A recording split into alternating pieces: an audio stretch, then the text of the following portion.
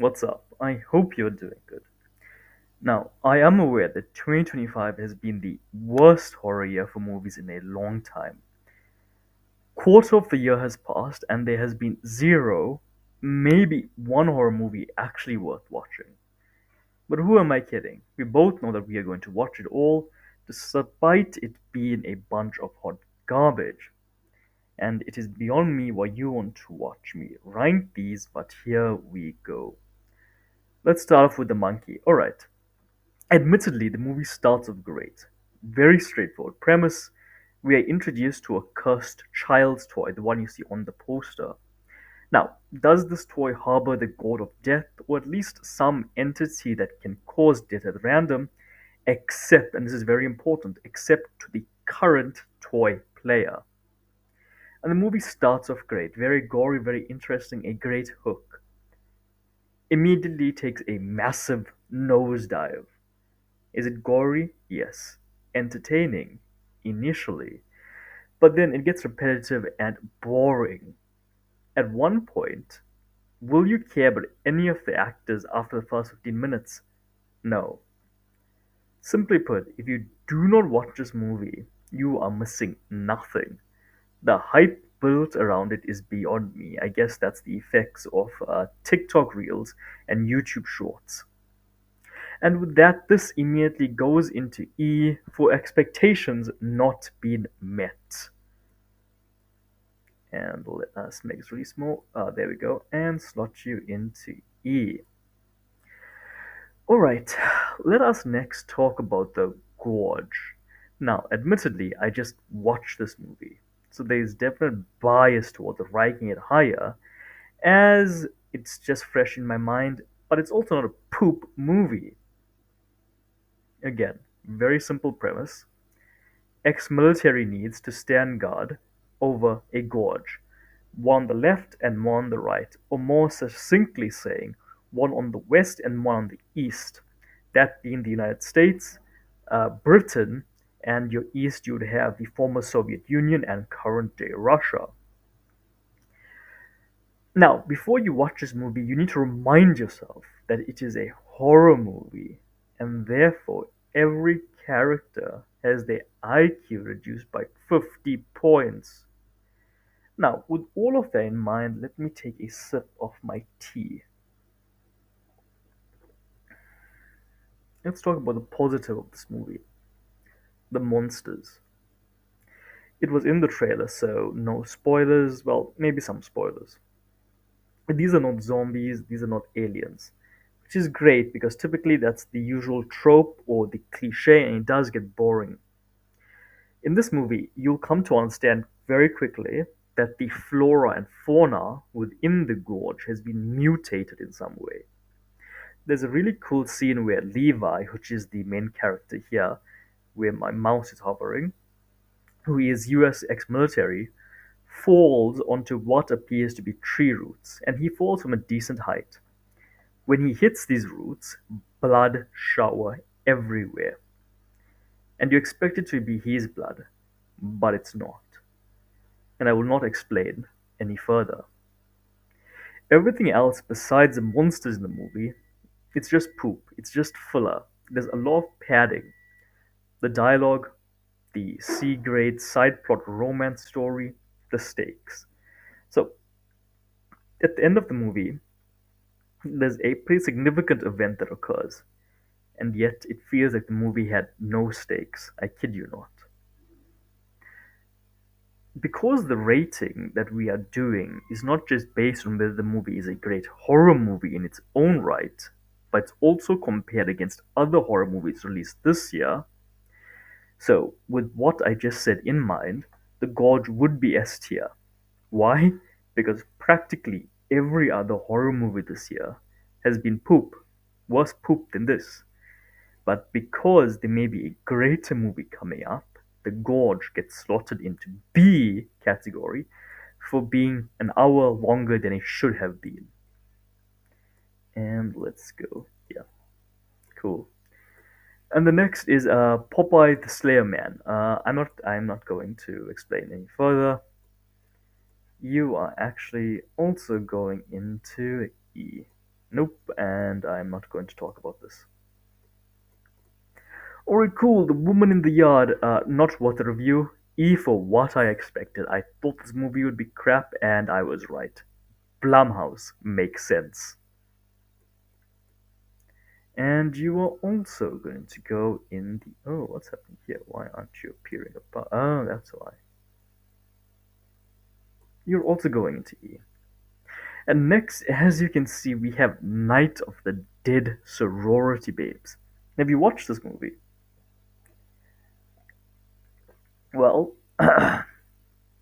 objectively, my brain says F. My heart says at least C. Because we are rating it against other movies, this movie gets slotted into E for expectations being met. And if you want any more on that, you should be able to find something up here on the left. Next, and this is the standard for horror movies this year. I'm sure you watched it. Heart Eyes. We'll do this maybe in June or early July. We just go over everything again, or well, the new releases. This is the standard for horror movie this year. For horror movies this year, excuse me. But unfortunately, the Heart Eyes Killer will not be the next Jason Voorhees. The movie is entertaining, which says a lot, as the majority of these movies this year that have been released are as entertaining as watching paint dry. I feel cringe when a movie attempts to use what I would call erotic language or suggestions or just poor flirting as regular human dialogue or means of interaction. I watched this movie a while ago, so I don't remember much of this dialogue, but I do know the movie made me cringe a lot. As for the scares, strongly lacking. I don't know if it's because horror movies started gaining larger and larger budgets, but once the budgets went past, and let me grab it here, let's do a green. Once the budgets went past, say, 10 US dollars, there we go. Once it went past this, all the movies, they went to shit. They went to shit. They went to shit. Just that's it. Objectively, that is it. Horrors are strongly lacking. Now, convictions. The Starry Eyes Killer. Top 10 most boring backstories. And without explaining it any further, I would give it a C, for I never want to see this again.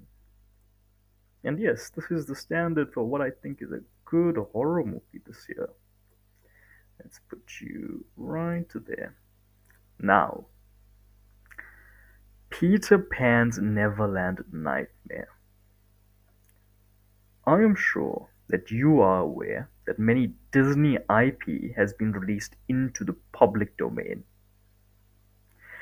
And just like a predator in a horror movie, as soon as Peter Pan entered the public domain, predatory hands were all over the IP. But unlike a horror movie predator, the entire team behind this movie crafted an incredible movie. Listen, dude, I cannot think of a single bad element of this movie that I can pick apart. I'm sure you watched it by now. You haven't? Oh, okay, well then, I guess let's talk about it. The movie was a lot of fun. There's quite a bit to get to here, so let me check some jump scare. I am drinking lemon tea and a KFC cup. Pretty cool. But as I said, there is quite a bit to talk about here in regards to Peter Pan's Neverland Nightmare. Let's get to that. It's a great movie. There is a caveat. I have watched a lot of horror movies during my time on the celestial entity, and this movie seems to borrow heavily from existing past horror movies. Now, with that aside, the movie starts off great. You are introduced to a lore accurate Peter Pan. And I mean the kind of Peter Pan that we all thought Peter Pan should be. The kind of Peter Pan that touches children. Now, who likes Peter Pan? I think it's one of the worst Disney movies. It was terrible. Now back to this. Great pacing. In the opening scenes, we are introduced to predatory Peter Pan.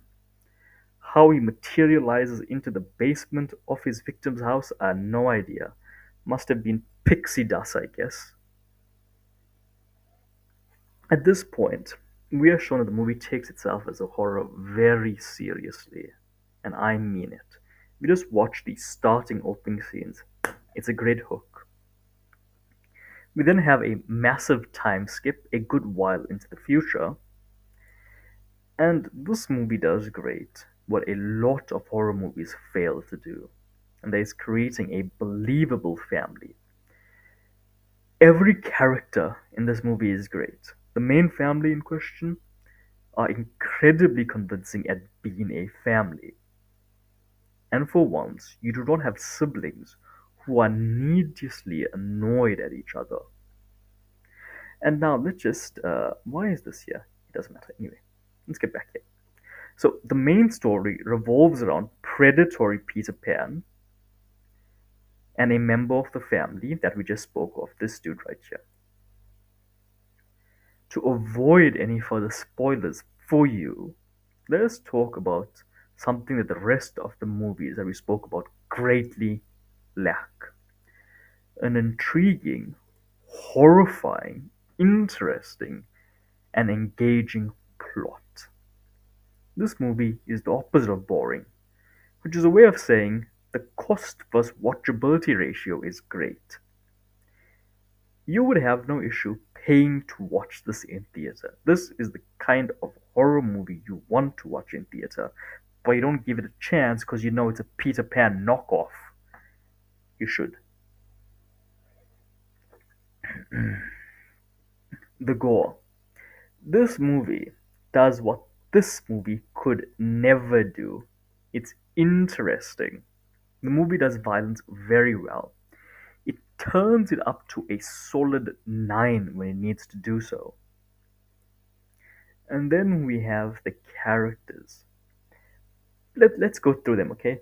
Predatory Peter Pan, Tinkerbell the Fairy, and this has deeper meaning. Well adjusted family. Every character, well, every actor portrays the characters so well. In this movie, because of the acting, you actually feel stakes in the movie. You actually care about the characters. And now, my thoughts. This is more on spoiler ground, so be warned. As I said, I do not remember how in the start of the movie Peter Pan spawns into the house. We are shown later in the movie that Peter Pan is in a state of communication with a different being, a higher order entity, I guess, and it is seen levitating. Immediately the scene cuts and we are shown Peter on the ground just standing. So the question is, was this in reality or due to Peter's disturbed mental state? And I enjoyed that ambiguity. And finally, all of this slides Peter Pan's Neverland nightmare into the mythical S plus category, which I'm going to make right now. That looks more of a cross to me. Wait, I'll fix it. There we go. Cool. The mythical S plus category. S for saving my mental state after watching the rest of the horror movies on this list.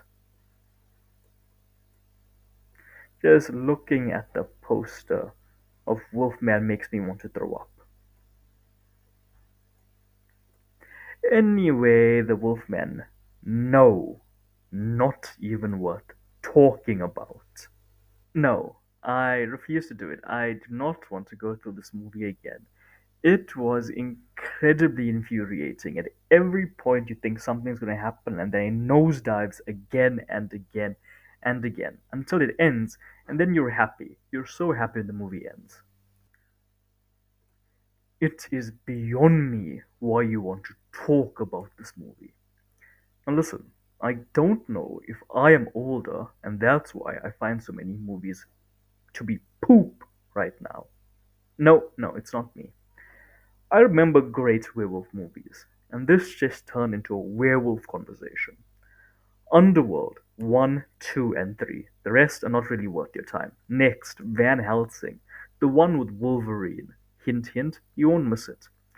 Dog Soldiers, an American werewolf in London. There's a movie called Trick or Treat. It's a horror anthology, which just means it's a compilation of horror movies together that are tied in. Even the terrible Bollywood attempt of a horror movie called Beria is a better werewolf movie than this absolute steaming hot pile of garbage. That does not do it justice. It should be like all the way there and then wait, come back here. Nope, come back here. Wait. There we go. There we go. Finally. Much better. I'm so happy I watched all the Wolfman movies, so I knew this one would be just as boring. Do not let the Rotten Tomatoes and the IMDb ratings get to you. There has never been a good Wolfman movie. You want to talk about the characters? Sure, let's talk about them. In this movie, if instead of turning into a wolf at the sight of the full moon, if these characters developed a personality when they looked at the full moon, that would be a scarier movie than what it actually turned out to be. These are best described as cardboard cut out characters with no substance. Speaking of the substance, that was a shit movie from last year. We spoke about this before. You cannot just add kids into a horror movie and think that the addition of the child is enough to raise the stakes in the movie and make it scary. And with that, I would give this movie an F. An F for Full Moon, you know what I'm trying to say. And an F means this. Cool. And that's it, I guess. Bye bye. Now, yes, I am complaining, but at least to think about it retrospectively, at least we did not get a stupid, the coffee table type movie this year, which projects itself as being a traumatizing dark comedy, but in reality is just boring. But yep, that's all. Bye bye.